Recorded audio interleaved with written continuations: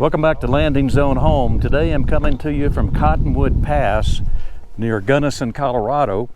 This is going to be a review of the Gunnison KOA campground, but first I wanted to show you some of the sites that are within an easy driving distance of your stay at the KOA.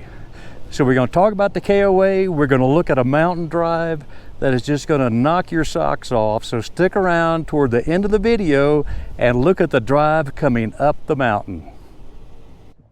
Well, right off the bat, the Gunnison KOA journey has some great things going for itself. Number one is it's not located directly inside Gunnison. It's located about a mile outside, and it's neatly nestled behind the Gunnison Airport. Although there's zero noise from the airport, that's not an issue. You're off the main road, it's nice and quiet back here. And the other thing that really is great is look at the grass.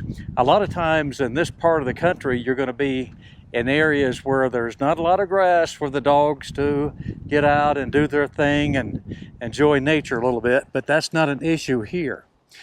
This campground has so many diversified things to do. I'm sure I'm not going to cover them all, but I'm going to try. And like all KOAs, there's always a playground for the kids, which makes for a safe environment while visiting the area. The other thing is the campground also is a petting zoo. There's numerous different types of animals here that are very friendly. Usually they're out walking around. These at the moment are caged in. But there's a number of burros here as well that at certain times of the day just walk freely around the campground. Kids come up to them and pet them, and they're really friendly. Give you a chance to interact with nature a little bit more. The park itself is clean. There's no doubt about it that the management here takes very good care of the park. And I know sometimes we see these smaller KOAs and maybe they filled up with permanent residents, but that's not the case here. There are no permanent residents, and partly because there's no price breaks for weekly or monthly stays, and the park's not open all year. This is October the 10th, and in 5 days the park will close for the year.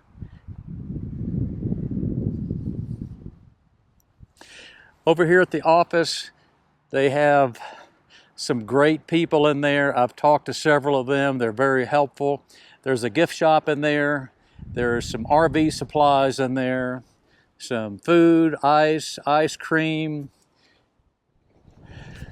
So the campground has something for just about everyone. There are some cabins, and they're quaint little cabins, and the park accommodates big rigs, all kinds of RVs, tent campers, you name it. There's a place here that will get you in and get you settled for the night or multiple days. We came here expecting to stay one night, and we're on our second day now. And part of that is due to the numerous things that you can do in the Gunnison area pretty much all year long. You're going to see in a few minutes a drive that we took earlier today, which was just amazing. And here's the burros over here grazing around some of these tent camping areas. Okay, as far as hookups go, they are full hookups. You get sewer, water, 50 and 30 amp electric. There is off-the-air television, so I think we got about 15 or 20 channels when we did a scan on our TV this morning. And don't let me forget the most important thing here as far as facilities goes, and that's the Wi-Fi. They have 5G Wi-Fi, which is the best I have ever seen at a campground. The last campground I was at, it took me 24 hours to upload a video. Most of the RV campsites are pull-throughs. There are some that are back ends along the outer fence, which really, to me, is a great area because they're backed right up to a pasture and cows will come up in the mornings. It's also a good observation point to see some wildlife such as deer. The driving surfaces are well-maintained gravel. Plenty of space in this campground to maneuver. The campsites are grass, and here's a typical campground here with the gravel pad and the grass surrounding. On the back side of the campground, they're expanding to add more campsites, and that's what some of this construction might look like. Other than that, everything is very well maintained and organized. You can see the beautiful color of the trees here in the fall. And the bathrooms are nice. They have good showers. They have a laundry facility here. Everything that you'll need for your camping experience. So now that you've seen the campground, let's go take a look at that drive I talked about. Now for the beautiful drive I promised you earlier. Leaving from the KOA, go into Gunnison and you'll be turning left on Highway 135. Follow the signs for Taylor Reservoir. You'll see a turnoff there at Aldmont. Turn right towards the reservoir and just keep going right through Gunnison National Forest. And follow the signs for Cottonwood Pass. It's about a 38 mile drive. Just take your time. It's beautiful scenery. Some excellent places to pull over and check out the rivers that flow through there. And here's some of the scenery that I saw.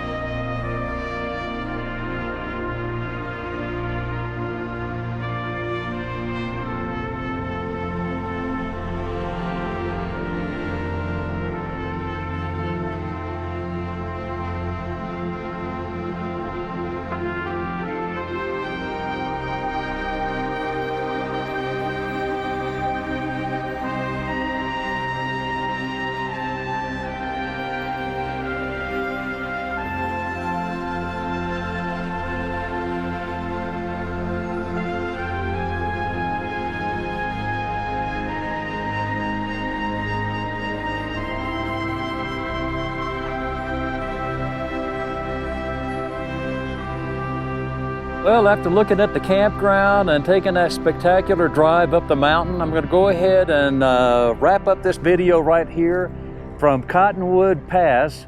So if you liked the video, give it a thumbs up. If you haven't subscribed to my channel, go ahead and click that subscribe button right now and ring that little bell so you get notifications of all my future videos. And until next time, I'm going to get warm because it's cold out here. Thanks for watching.